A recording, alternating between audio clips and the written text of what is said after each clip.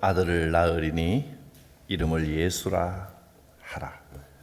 이는 그가 자기 백성을 그들의 죄에서 구원할 자이심이라 하니라.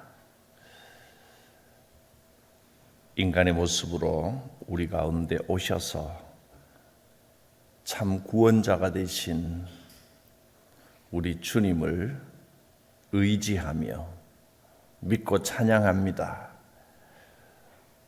우리를 사랑하셔서 이 크고 놀라운 일을 이루신 하나님, 성령으로 이 모든 일을 이루신 것처럼 지금 이 순간도 주 성령께서 도우시고 인도하심을 믿고 의지합니다. 예수 그리스도의 구원의 은혜를 의지하오니 믿음을 더하여 주옵소서. 예수님의 이름으로 기도드립니다. 아멘. 말씀은 마태복음 2장 1절부터 12절까지입니다.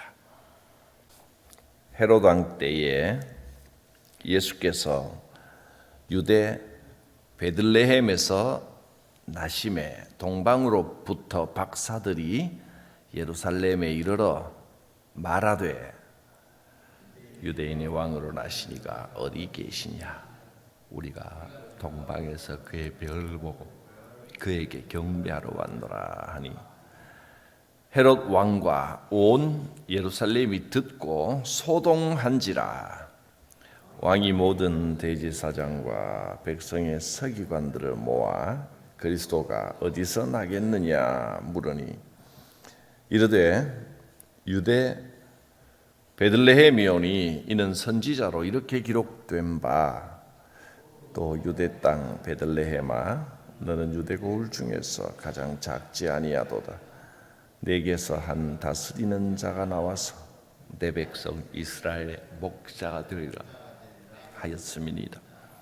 이에 헤롯이 가만히 박사들을 불러 별이 나타난 때를 자세히 묻고 베들레헴으로 보내며 이르되 가서 아기에 대하여 자세히 알아보고 찾거든 내게 고하여 나도 가서 그에게 경배하게 하라. 박사들이 왕의 말을 듣고 갈새 동방에서 보던 그 별이 문득 앞서 인도하여 가다가 아기 있는 곳 위에 머물러 서 있는지라.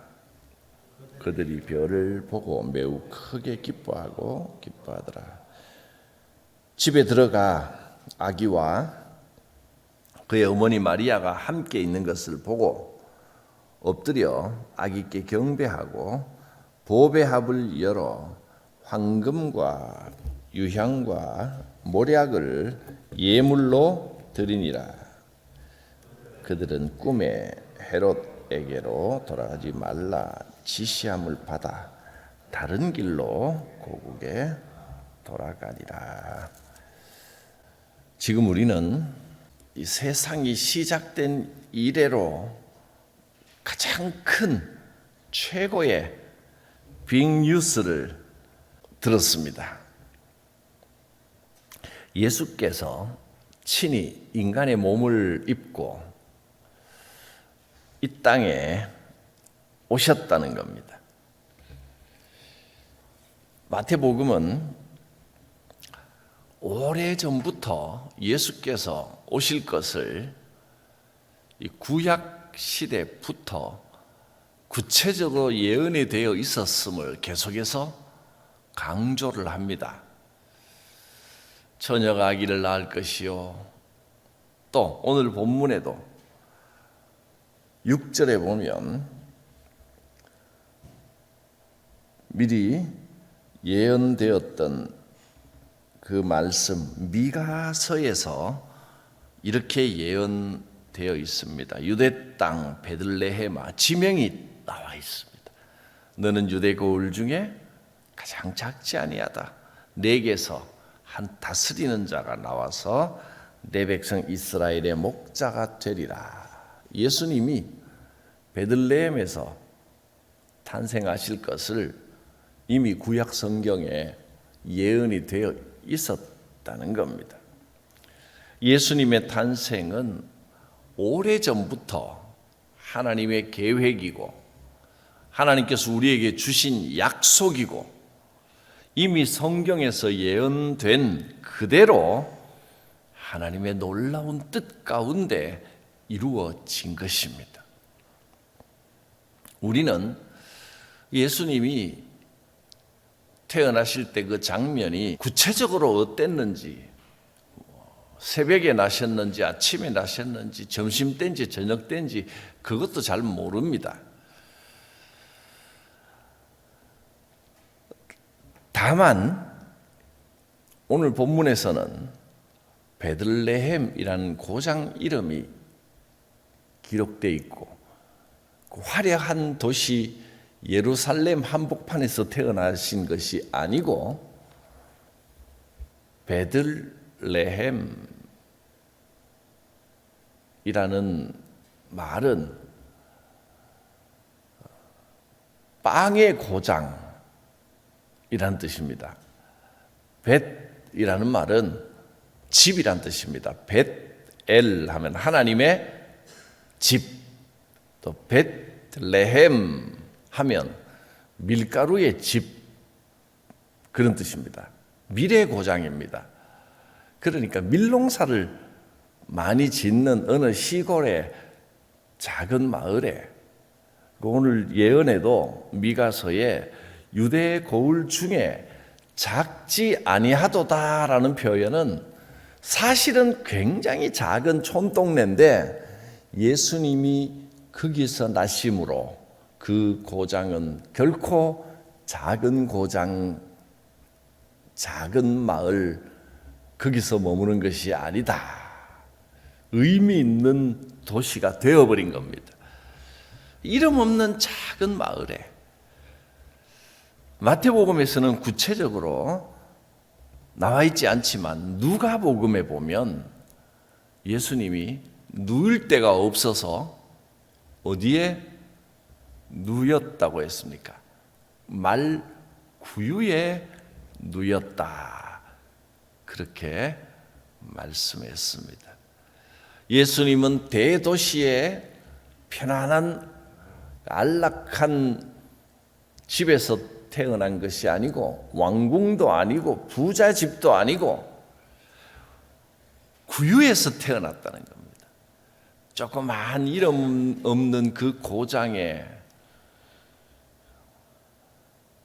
한 마구간 구유 하니까 그 이름이 참 이쁘게 들리지만 말밥통입니다. 말밥통.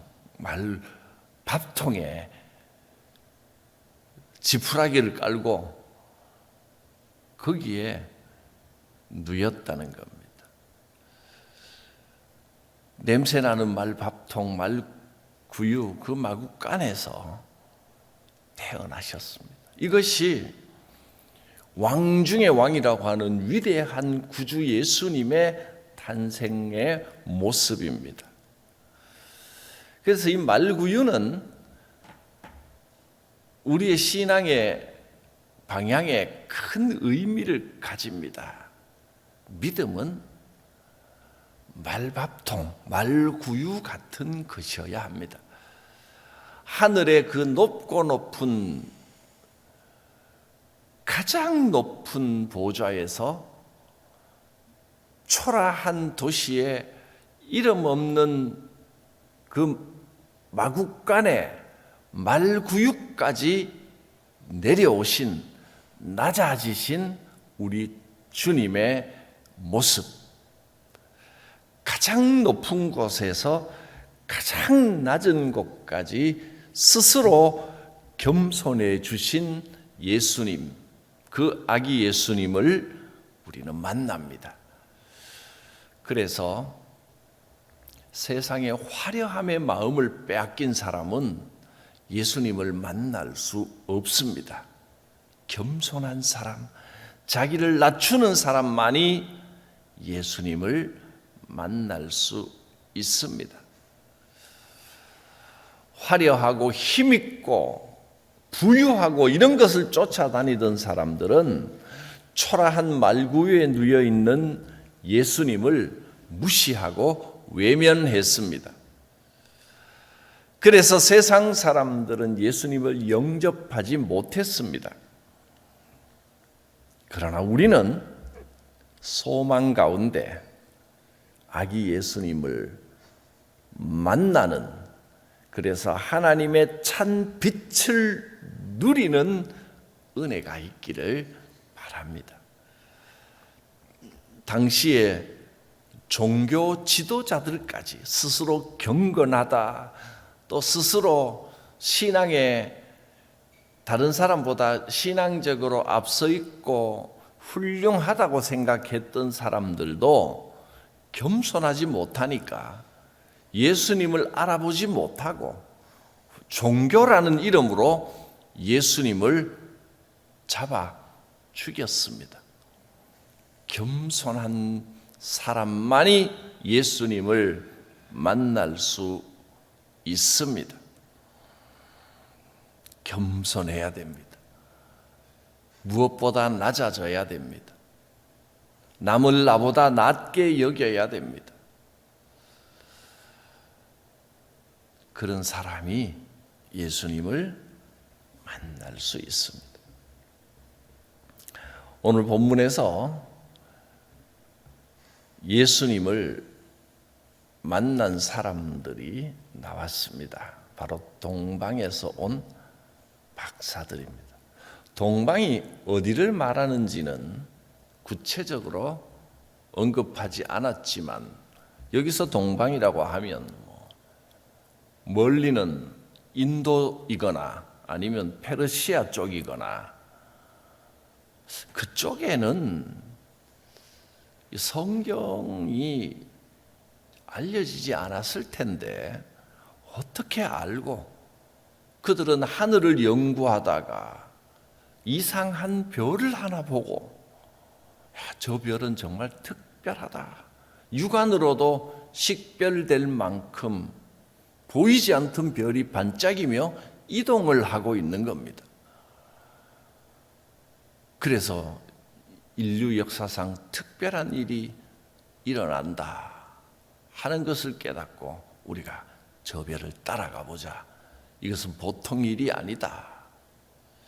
그리고 그 별을 따라 긴 여행을 시작을 했습니다.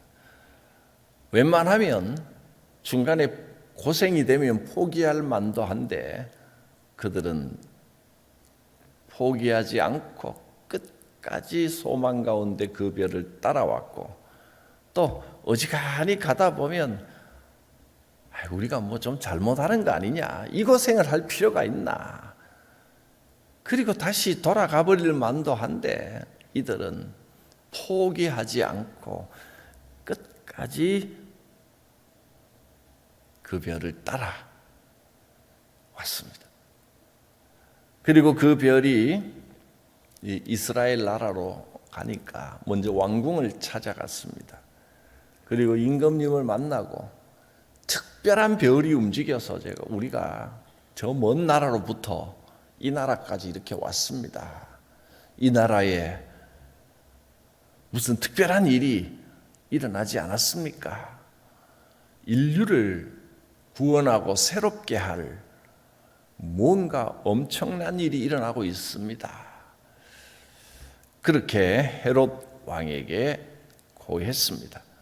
그러자 헤롯은 그 말을 듣고도 수많은 성경학자들을 불러서 뭐 이런 예언이 과거 예언서에 나와 있는 게 있느냐 수소문을 해서 물어보니 성경학자들이 이런 예언이 있습니다. 미가서의 예언을 알려주었습니다. 베들레헴입니다. 여기에 대한 특별한 예언이 있습니다.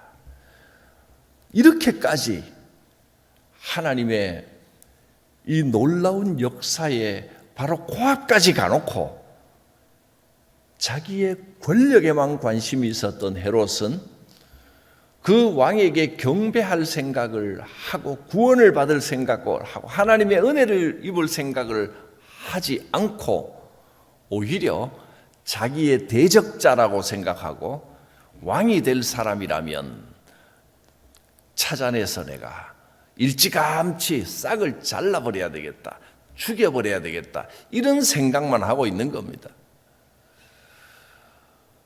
세상에 빠져 있는 사람은 예수를 알아보지도 못하고 혹 알아본다고 해도 자기 욕심, 자기 권력 위주로만 생각하고 세상 욕심 때문에 엉뚱한 생각을 하는 겁니다. 겸손한 사람만이 예수님을 만날 수 있습니다. 겸손한 가운데 기다리고 견디고 참아야 됩니다. 그렇게 예수님을 만나면 인생은 완전히 새로워집니다. 예수님께서 우리 인생에 찾아와 나를 만져주시고 내 마음을 녹여주십니다. 동방박사들처럼 멀리 이방에서 온 사람들도 누구든지 예수님을 만나면 그 삶이 새로워집니다. 예수님이 소망을 주십니다. 동방박사들이 아기 예수님을 만났을 때 성령님께서 그들에게 찾아오셨습니다. 그들의 마음을 감동하시고 그들에게 말씀하셨습니다. 성령께서 지시하셨습니다. 헤롯에게 돌아가지 마라. 헤롯에게 말하지 말고 다른 길로 집으로 돌아가라. 박사들은 성령의 말씀에 순종했고 그 밤에 다른 길로 돌아갔습니다. 그리고 이때 나타났던 성령님께서 그들의 삶을 인도해 주시지 않았겠습니까? 그들은 성령의 인도하심을 받는 전혀 새로운 삶을 살게 되었을 것입니다. 이처럼 예수님을 만나면 구유에 놓여 있는 아기 예수님을 만난 이 박사들도 그들의 삶이 완전히 달라진 것처럼 예수님을 진정으로 만난 사람은 지금까지 살아온 길이 아니라 예수님이 주시는 새로운 길로 걸어가게 됩니다. 여러분, 우리 인생이 예수님과 함께하면 새로운 인생을 살게 됩니다. 예수님과 함께 한다는 것이 어떻게 하는 것입니까? 내 노력이 필요한 게 아닙니다. 주님을 의지합니다. 주님께서 나에게 구원을 주시고 하나님과의 관계를 회복시켜 주시고 새로운 소망을 주시고 예수님을 믿고 의지하는 나에게 성령께서 그 길을 인도하여 주십니다. 이 믿음의 고백이 우리를 완전히 새로운 인생으로 바꾸어 놓습니다. 지금 우리 앞에 말구유에 누이신 아기 예수님이 계십니다. 내 인생 끝까지 함께 하실 분이십니다. 그 주님 앞에 다시 한번 결단합니다. 주께서 내 삶의 주인이 되어 주시기를 원하오니 성령님께서 인도하여 주시옵소서. 우리 사람이라는 존재가 이 믿음이 완전하지 못할 겁니다. 가다 보면 또 약해지고 넘어지고 어리석고, 그러나 여러분 분명히 기억하십시오. 예수님을 만난 사람에게는 성령께서 함께 하시고 손잡아 일으켜 주시고 인도하십니다.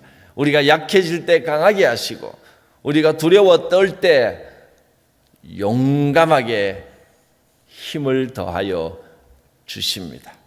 오늘 아침 말씀을 통하여 우리가 아기 예수님을 다시 만나고 인생의 새로운 길이 열려지는 축복이 함께 하시기를 바랍니다. 기도합니다. 가장 낮은 말구유에 우리를 위하여 오신 우리 주님을 찬양합니다. 하나님의 사랑으로 오신 성자 예수님을 믿음으로 우리의 삶 가운데 함께 하시고 감동하시고 인도하시는 성령님, 삼위일체 하나님을 믿음으로 고백하오니 역사하여 주시고 인도하여 주실 줄 믿습니다. 예수님 이름으로 기도드립니다. 아멘. 이 눈에 아무 증거 아니 배여도 믿음만을 가지고서 늘 걸으며, 이 귀에 아무 소리 아니 들려도 하나님의 약속 위에 서리라. 걸어가세 믿음 위에 서서 나가세 의심 버리고, 걸어가세 믿음 위에 서서 눈과 귀에 아무 증거 없어도 이 눈에 보기에는 어떠하든지 이미 얻은 증거대로 늘 믿으며 이 맘에 의심 없이 살아갈 때에 우리 소원 주 안에서 이루리. 걸어가세 믿음 위에 서서 나가세 의심 버리고, 걸어가세 믿음 위에 서서 눈과 귀에 아무 증거 없어도 주님의 거룩함을 두고 맹세한 주 하나님 아버지는 참 미쁘다. 그 귀한 모든 약속 믿는 자에게 능치 못할 무슨 일이 있을까. 걸어가세 믿음 위에 서서 나가세 의심 버리고, 걸어가세 믿음 위에 서서 눈과 귀에 아무 증거 없어도. 주님 가르치신 기도드립니다. 하늘에 계신 우리 아버지의 이름을 거룩하게 하시며 아버지의 나라가 오게 하시며 아버지의 뜻이 하늘에서와 같이 땅에서도 이루어지게 하소서. 오늘 우리에게 일용할 양식을 주시고 우리가 우리에게 잘못한 사람을 용서하여 준 것 같이 우리 죄를 용서하여 주시고 우리를 시험에 빠지지 않게 하시고 악에서 구하소서. 나라와 권능과 영광이 영원히 아버지의 것입니다. 아멘. 주님의 은혜가 성령의 인도하심이 오늘도 함께 하시기를 축원합니다. 주여 부르고 기도합니다. 주여